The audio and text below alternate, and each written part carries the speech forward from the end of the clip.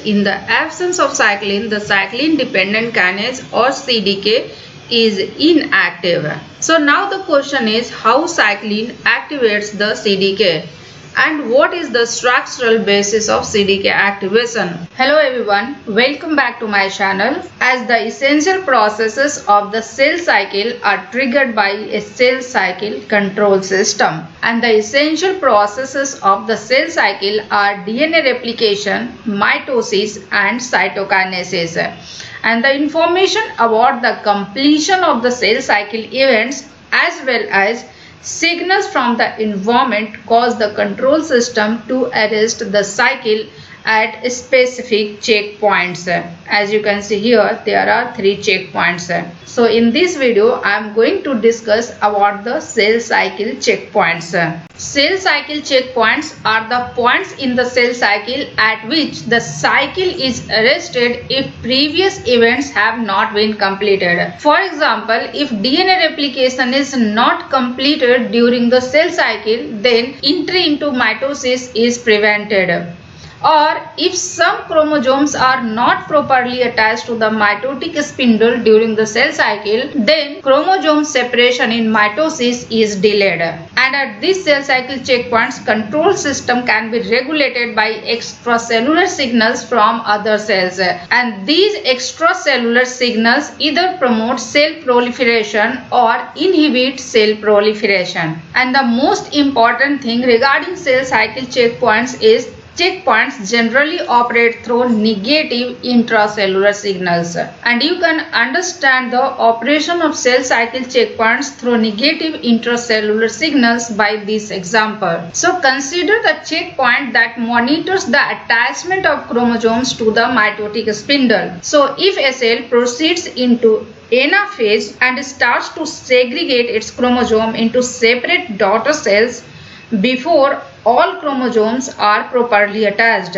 Means if not all chromosomes are properly attached to the mitotic spindle in the metaphase stage and still cell proceeds into anaphase and starts to segregate its chromosome into separate daughter cells, then what will happen? So if the segregation of chromosomes takes place in different daughter cells, then in that case one daughter cell receives an incomplete chromosome set while the other daughter cell receives more than that. Therefore, the cell needs to be able to detect the attachment of the unattached chromosome to the microtubule of the spindle. For example, if a cell has 4 chromosomes and out of 4 chromosomes, 3 chromosomes attached properly to the mitotic spindle and 1 chromosomes are not attached to the mitotic spindle. So once the chromosomes are attached and each chromosome sends a positive signal to the cell cycle, then the attachment of the unattached chromosome will be hard to detect.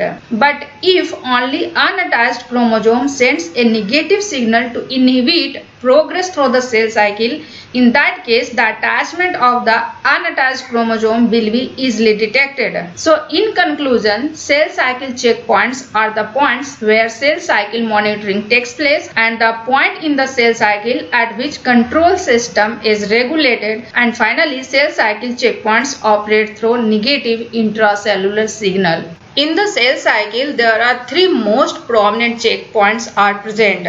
First one is the G1S checkpoint. Second one is the G2M checkpoint. And third and last one is the M checkpoint or metaphase checkpoint. M checkpoint is also known as spindle assembly checkpoint.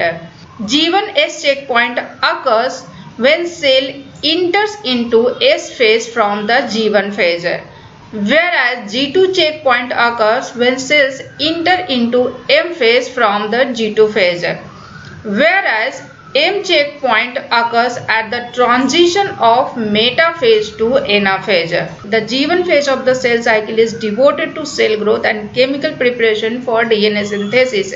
Therefore, G1S checkpoint monitors the size of the cell and condition of the DNA. Means if the cell has not reached an adequate size and if the DNA has been damaged, then the further progress from G1 to S phase is arrested until these conditions are not corrected. So once all these conditions are normal at G1S checkpoint, In that case, cell is allowed to proceed from G1 to S phase of the cycle. So once the cell enters into S phase from the G1 phase, in S phase DNA replication takes place. Apart from DNA replication, centriole duplication also takes place in S phase, and in G2 phase mainly cell growth takes place. Therefore, G2 checkpoint monitors whether DNA replication takes place or not before entering into the M phase. For example, if DNA replication is incomplete or there is any damage is detected in DNA and has not been repaired, in that case the cell cycle is arrested at this point and cell will not enter into the M phase. But if there is a proper DNA replication takes place and there is no damage in the DNA, then cell enters into the M phase from G2 stage. And during M phase, chromosome condensation takes place, spindle fiber formation takes place, and attachment of a spindle fiber to the kinetochore of each chromosome takes place, and alignment of each chromosomes on the metaphase plate, and subsequently segregation of daughter chromosomes takes place. Therefore, M checkpoint monitors successful formation of the spindle fiber system and proper attachment of spindle fibers to the kinetochore associated with the centromere of each chromosome. If spindle fibers are not properly formed or the attachment of spindle fibers to the kinetochore is improper, in that case cell cycle is arrested at M checkpoint. So in conclusion, there are three prominent checkpoints. First one is the G1S checkpoint, second one is the G2M checkpoint, and third one is the M checkpoint. G1S checkpoint monitors the size of the cell and condition of the DNA, whereas G2 checkpoint monitors DNA replication prior to start of mitosis. And M checkpoint monitors the successful formation of the spindle fiber system and proper attachment of spindle fiber to the kinetochore associated with the centromere of each chromosome. And the cell cycle is regulated by two key components of the cell cycle control system. First one is the cyclin dependent kinases or CDKs, whereas second one is the cyclin. And both CDK and cyclin works as a complex, and a complex of cyclin with CDK acts as a protein kinase to trigger specific cell cycle events. Means without cyclin, CDK is inactive. Therefore, we can say that during the cell cycle, the primary determinant of CDK activity is rise and fall of cyclin levels. And there are two regulatory mechanisms for the regulation of cyclin CDK complexes. First one is the phosphorylation and dephosphorylation of two amino acid residue present in the roof of the active site of CDK component of cyclin CDK complex. Whereas second one is the binding of CDK inhibitor proteins or CKI to the cyclin CDK complex. So coming to the first one, how the activity of cyclin CDK complex is inhibited by phosphorylation. There are two amino acid residues is present in the roof of the active site of CDK partner of cyclin CDK complex, and these two amino acids are phosphorylated by one of the kinases, and that kinase is known as B1 kinase. So once these two residues on the CDK is phosphorylated, the cyclin CDK complex gets inactive.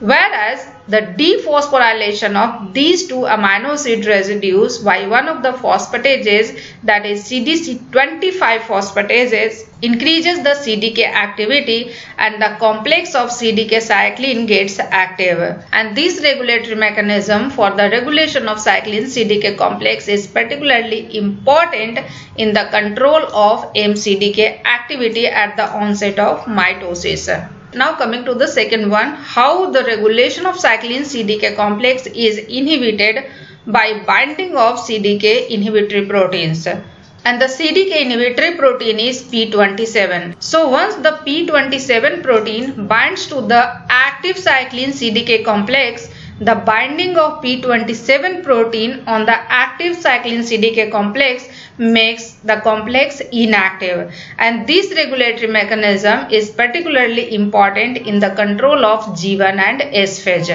So in conclusion, there are two regulatory mechanisms for the regulation of cyclin CDK complexes.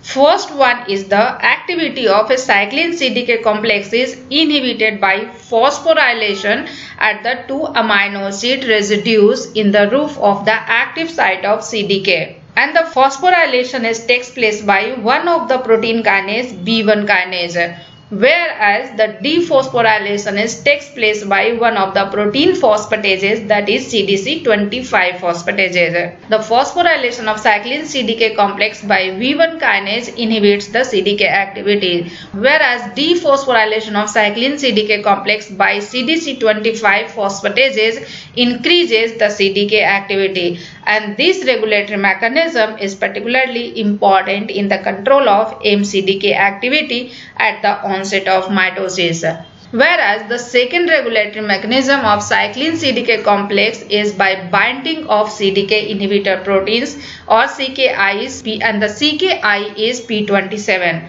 So binding of P27 to the active cyclin CDK complex makes the complex inactive, and this regulatory mechanism is particularly important in the control of G1 and S phase. And now coming to the classes of cyclins, and there are 4 different classes of cyclins are present during the cell cycle. First one is the G1 cyclin, second one is the G1S cyclin, third one is the S cyclin, and fourth one is the M cyclin. And out of these 4 cyclins, only 3 cyclins are required in all eukaryotic cells, that is G1S cyclin, S cyclin, and M cyclin. G1S cyclin, as the name suggests, G1S cyclin functions when the cell enters into S phase from the G1 phase. Therefore, G1S cyclin binds CDK at the end of G1, as the G1 phase is devoted to cell growth and chemical preparation for DNA replication. Therefore, G1S cyclin commits the cell to DNA replication. So in conclusion, G1S cyclin binds CDK at the end of G1 and it commits the cell to DNA replication. And S cyclin, as the name suggests, S cyclin functions during S phase of the cell cycle. Therefore, S cyclin binds CDKs during S phase. As in S phase, the major event is the DNA replication. Therefore, S cyclin is required for the initiation of DNA replication. So, in conclusion, S cyclin binds CDK during S phase and it is required for the initiation of DNA replication. And M cyclin, as the name suggests, this cyclin functions during the M phase. Therefore, M cyclin promotes the events of mitosis. Whereas G1 cyclin, as the name suggests, G1 cyclin functions in the G1 stage, and therefore G1 cyclin helps to promote the passes through the start or the restriction point in late G1. Now coming to CDK proteins.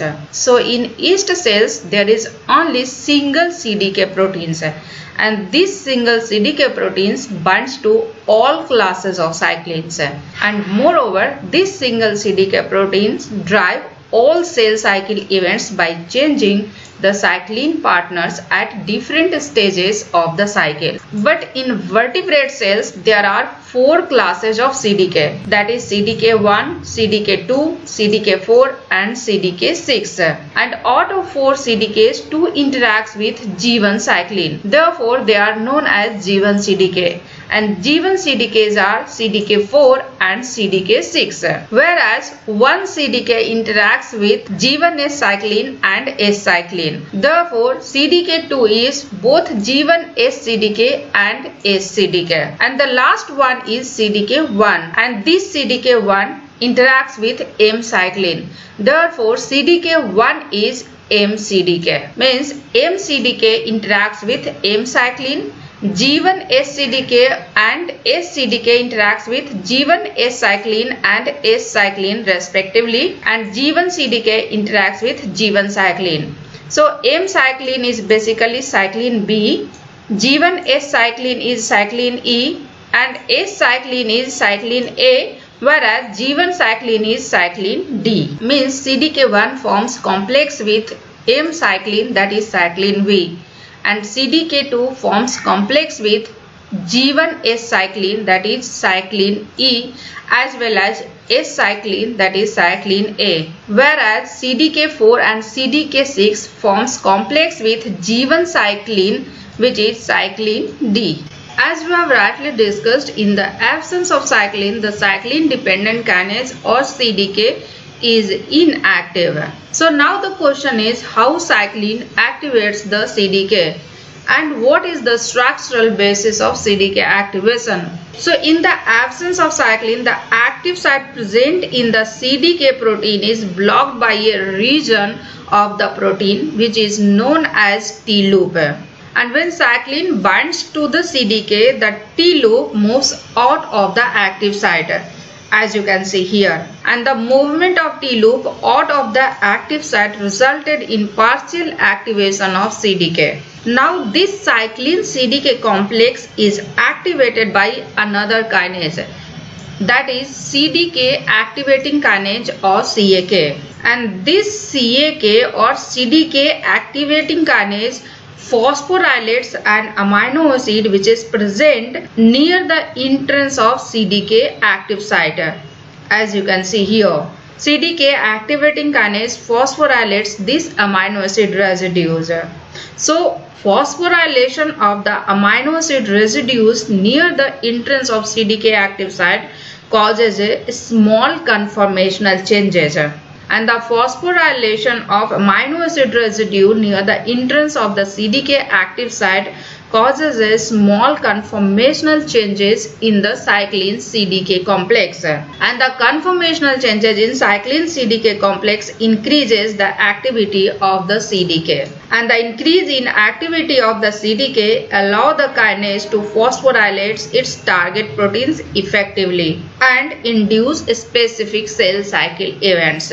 So in conclusion, in the absence of cycline, the active site of the CDK protein is blocked by a region of the protein which is known as T-loop, and the binding of cycline causes the T-loop move out of the active site, and the movement of T-loop out of the active site resulted in partial activation of CDK. Now another kinase works, that is CDK activating kinase or CAK. This CAK phosphorylates the amino acid residues which is present at the entrance of the CDK active site, and the phosphorylation of this residue causes a small conformational changes that increases the activity of CDK, and the increase in activity of the CDK allows the kinase to phosphorylate its target proteins effectively and induce specific cell cycle events.